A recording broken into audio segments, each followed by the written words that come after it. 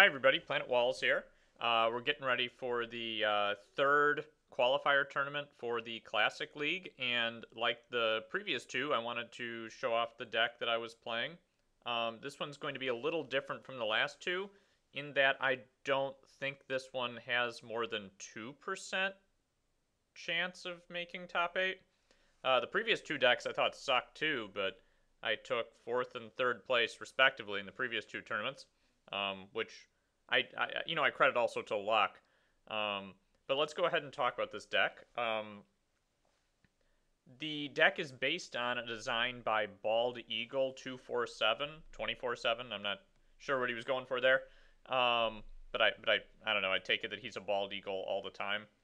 Uh, and it's based on a combo that's fairly easy to secure and difficult to deal with in the format, with Rest in Peace and Energy Field. And so Rest in Peace is a card that is situationally excellent on its own. It's played a little bit in Standard, I know. And essentially, you make it such that with Energy Field and Rest in Peace, you can't take any damage from sources that you don't control. Uh, for the rest of the game or until they remove one of the combo pieces. Then the way you finish them off is either through, I don't know. I think Bald Eagle used a Blightsteel Colossus, which is probably preferable to the mechanism I'll talk about in a minute. Or you finish them off with Helm of Obedience, which also combos with Rest in Peace. Other decks will run Leyline of the Void and use Helm, but I'm shooing that to run white so I can run Enlightened Tutor and some other things with a cleaner mana base. Anyway, we'll get to that in a minute. But Helm of Obedience, basically, for casting it, once you cast it, you can pay 1 and target your opponent, and it removes their library from the game if you have Rest in Peace out. So that's basically the win con, the primary one. But we'll talk about the deck a little bit more generally, and I'll go through card for card. Bald Eagle's version ran Gush, and he thinks that's the way to go for this deck. I actually think that Gush doesn't work well because a deck like this doesn't really need to run too many lands, and as a result, Gush becomes less easy to play and keep lands on the table. And I found that when I was playing against Bald Eagle's version of the deck, his Gushes I thought were actually a problem for him. Now, I'm not sure that I've corrected the problem adequately in this deck. In fact, I think this deck is weak for a number of reasons that I've found out since I submitted it, and I'll go ahead and talk about that. But I don't think Gush would be the answer. Instead, I have Preordains and Brainstorms. I actually think Preordain might be better than Brainstorm in a deck like this. Just because there aren't... I don't know how many... If there are enough shuffle effects to make Brainstorm good. There are a lot. There's Enlightened Tutor and then a bunch of fetch lands, but I'm not necessarily satisfied, I guess I should say, with the card draw engine. And maybe making room for a couple more Preordains or Ponders would be better. Brainstorms, of course, are also good at protecting your cards from Thoughtseize and other such threats. But, yeah. So the deck runs 3 Enlightened Tutors, and of course I can find artifacts or enchantments, so I tried to find different Silver Bullet style artifacts and enchantments to put in here. Again, Rest in Peace, not only part of the combo, but also it's extremely disruptive to a number of decks in the format. Decks running Crucible of Worlds, Dredge decks, obviously. Snapcaster and Deathrite Shaman I expected to be popular. In fact, I expected to be popular this time around a number of Deathrite Shaman-based decks. And I actually played this deck because I thought it would be good in the metagame. I think I might be wrong. I also expected a lot of Affinity decks, and because Affinity doesn't run very much removal, or any, that can hit an energy field, if you can get only basic lands in play in an energy field, they can only either remove the energy field by playing their 1 of Memory Jar, if they're even playing one, or strip mining your land. So energy field is like almost a soft lock by itself against Affinity for a few turns. Until you can muster the resources to effectively pull back into the game or solidify the combo with Rest in Peace. In terms of creature removal, I'm playing 2 Swords main. Should probably have 1 on the board. It's just effective creature removal, and as we'll get to the Mist Hollow-Griffin, you can cast it on that in a pinch and later cast it again.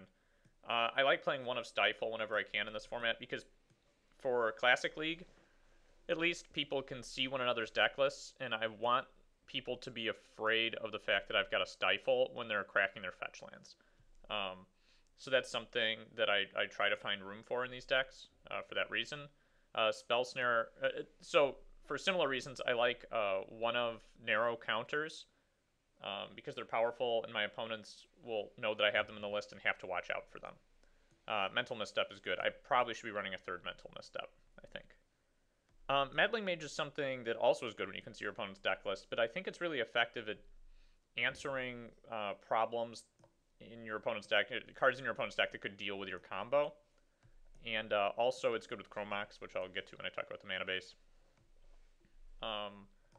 Then we have Detention Sphere, which is something you can pitch to Force. I'm not sure how good this is in the end. It can deal with any number of threats in the format. It seems to me pretty effective. The only problem is against decks that are running Lodestone Golem and Thorn of Amethyst, it's really hard to cast this baby. So how good is this? I'm not sure. It can still be Abrupt Decayed. That's sort of a problem. Porcelain Legionnaire is a silver bullet that can be tutored for with an Enlightened Tutor. That can defend you from Lodestone Golems, essentially. And it can sit there and block forever. Mist Hollow Griffin is a kill con in the super late game. And it also it has synergy with Force, Gemstone Cavern, and Chromax. And I actually don't think this is good enough. And I think if it is good, you should be playing more than just 2. In theory, it's a threat that they can never really deal with when you have a Rest in Peace out. Because you can just keep casting it. So I just wanted the inevitability in the deck when I had a Rest in Peace energy field lockdown. So that's why that's there. So I wanted to say that there were a number of problems. One, when I tested the deck against opponents, I think... well, let me start over. In terms of metagaming, I expected this deck to do well for aforesaid reasons against Affinity and also Shop to some extent, because all you really need to do is force down an energy field and have basic lands out, which there are a number of in the deck and a number of fetches to secure that, and then Chromax. So I thought that the deck had a good shot against Shop and Affinity for that reason, just that all you needed was an energy field, and there were plenty of ways to tutor it up and so forth. And I also thought it was good against Dredge because of the Rest in Peace in the main deck, which seemed good, and there's also a Cage in the board. I thought it was good against most decks running creatures in general, like Durnoth's winning deck from the last qualifier tournament, just because they tempt to do a lot of damage to you quickly, and having the Energy Field Rest in Peace combo makes it difficult for them to do so. So that was my logic in playing the deck, basically, was that it was good against Shop, Affinity, Dredge, and creature-based decks. However, there aren't very many of those in the tournament, so I don't think I'm going to be doing well in this tournament. Another thing, when I played people, they realized that their main decks, and even sideboard at some point, didn't have any way to deal with Energy Field and Rest in Peace when I was testing against them, and so some of them... I'm thinking of Montolio in particular. This honestly, it doesn't irritate me at all. I just think it's humorous. Put a single Ratchet Bomb in the board of his Shop list so that in the long game 2, he would have inevitability of killing Energy Field and Rest in Peace if he had enough sphere effects on the board to prison me out, basically. So that would give him the ultimate win in a game where we were drawing through our decks, basically. As far as the mana base goes, real quick, I tried to include as many basic lands as possible. The reasoning being that sometimes you have to drop an energy field before you can drop a Rest in Peace. And with wastelands everywhere, Tundra is much riskier. So I didn't run the 4 full Tundras. I did still feel like it was worth running Caracas since it blows Oath out so much of the time. And this Gemstone Caverns is probably not supposed to be there. But I do think it's kind of cute with Mist Hollow Griffins. So that's why it's there. I mean, I've already qualified and gotten a bye for the Invitational, so I felt like I could have a little bit more fun than usual, even. Chromax, I think that Acceleration in this deck is really valuable because you can drop a turn 1 Meddling Mage or turn 1 Rest in Peace or Energy Field. Running 4 of these is still a little dangerous, especially with very little way to to toss them back in your deck. You've got Brainstorms, which is important to remember. But they're also really good against Tanglewire, which Affinity and Shop are running, because they give you something else to tap, so they make it possible for you to do stuff a little earlier. Um, Also, they can't be wastelanded, and while they can be removed with artifact removal, generally that's also enchantment removal that your opponent needs to keep for Energy Field and Rest in Peace to prevent you from comboing, or to kill the Helm if you're forced to play it a little early. With that said, I still think there are way too few mana sources in this deck. So there are 4 Chromox, which went somewhere. I guess I removed them from... Or we'll put them back in. There are 4 Chromox and then 19 lands. And that includes 4, 5, 6, 7, 8 fetch lands. So I tend to run a little land light. And I think that was probably a mistake. Even though I've got the double preordain for Brainstorm, which I thought would help me out in that regard, you don't really want to be using those really early in the game to just try and get out of a hole you carved for yourself. So I suspect I will be losing some games because of this. Mana base, I mean. Turning the sideboard, why are there only... What happened to the Graph Digger's Cage? That should be in here still. I must have removed these cards when I was clicking on them fiendishly. Okay. So the sideboard, we've got 2 annuls for the Oath matchup and all the artifact heavy matchups. There's a Curse Totem for all those creature decks that run like Mother of Runes and other stuff, Deathrite Shaman. So you can tutor this up and Enlighten Tutor, and it's almost like a soft lock. It also prevents Kasali Pride Mage from killing your stuff. Graph Digger's Cage is also good in the Oath match and can be tutored up. Actually, the problem with this card is it costs 1. It can be mental misstepped, I've found. So this card is really funny to me. And is this card good? I don't think so. But landing it and having 2 open makes Affinity have a lot of trouble. And Affinity is probably one of the best decks in the format right now, if not the best. It also causes problems for Shop if you can keep it down, just because they have a hard time killing you and they can't really remove it. It's also decent that it can be exiled to Force. Because of Abrupt Decay, and because in most decks running Abrupt Decay they have permanents, whether they be Oath or Deathrite Shamans that cost 3 or less, these misdirections struck me as relevant. Though I actually think, I don't remember what the card's called. Is it called Divert? Let's see. I actually think this card may be better in this spot. Just because having to pitch another card is pretty bad unless it's Mist Hollow Griffin, because you've also got Forces in your deck and Chromox. So there are so many ways for losing card advantage that Misdirection certainly isn't excellent. There's a 1 of Supreme Verdict because I wanted that to be a threat that could be in my hand. It can also be pitched to Force of Will. The white makes it tough to cast, so there isn't more than 1. I'm not sure if this card should be in here. Maybe it should be like an Energy Flux or something. Needlebugs are funny tech that I actually think is playable, though certainly not excellent. You can cast them even when your lands are going to get Tangle Wired, and then they probably get tapped down for that turn, but that's okay. They can infinitely block Lodestone Golems or Wormcoil Engines or whatever shop threats you have to deal with. They aren't affected by the casting cost restrictions or the prison effects, basically, of Rashad and Port, because you can flash them in, or Thorn of Amethyst or Lodestone Golem. They also do a decent amount of work against Affinity, even though they cost 4. And that's actually the problem. I don't think they fit perfectly well in this deck because they cost 4. In another deck, I actually think that this card would be much better than it is in this one. But they also give me inevitability in this list. And I know that sounds silly, but once you establish the combo against Shop, you might also just get stalled out by them wastelanding some of your lands or repeatedly playing Sphere effects. But this thing can get through their artifact wall. So if you can land this, you can just attack another Wormcoil Engines over the course of 10 turns and win. Should there be 3 of them? Probably not.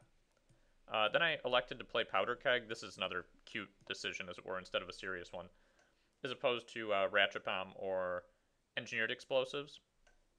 Because it does not kill enchantments. It also kills man lands. Because it says all artifacts and creatures, not non-land permanents. And so I like this card. For that reason, do think it's functional, and it's got like a special place in the format that people should remember, such that people should remember it exists. With that said, it takes so long to use that tutoring it up, playing it, and waiting a couple turns for it to blow up 2 drops or something. Usually, I think Engineered Explosives is just better.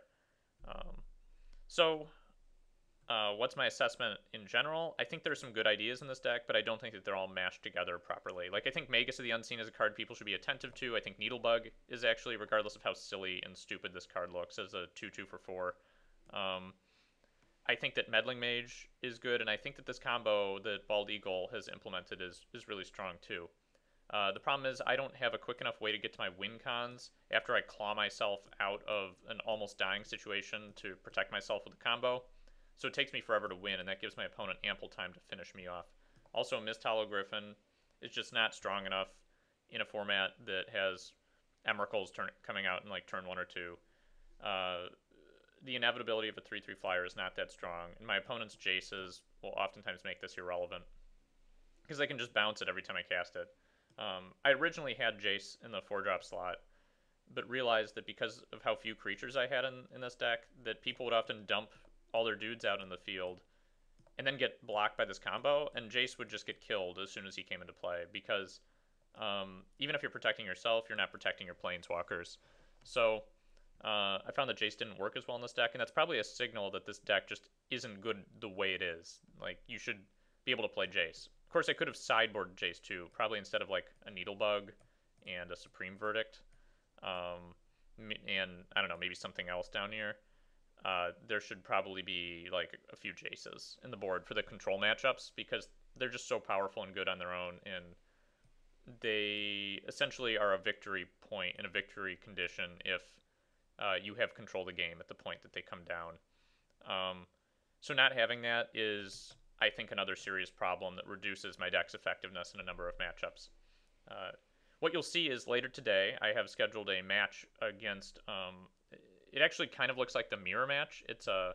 I'll talk about it a little bit more then, but the problem is he's got 4 Helms of Obedience and he's also got Ley Lines of the Void, and so if I set up part of my combo to win with Rest in Peace, he can just finish me off on his turn because Rest in Peace affects both players. Whereas his Leyline combo only affects whatever player he wants to target.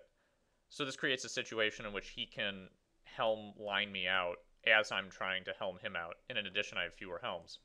Um, what I do have over him, and I can talk about this a little bit more later, is some additional counter magic, though I wish there were more, and meddling mages. So we can talk about that later. And thanks so much for watching. I look forward to the tournament, despite what I perceive to be this deck's weaknesses. And as always, I have fun trying to play around in this format. So thanks so much. Bye bye.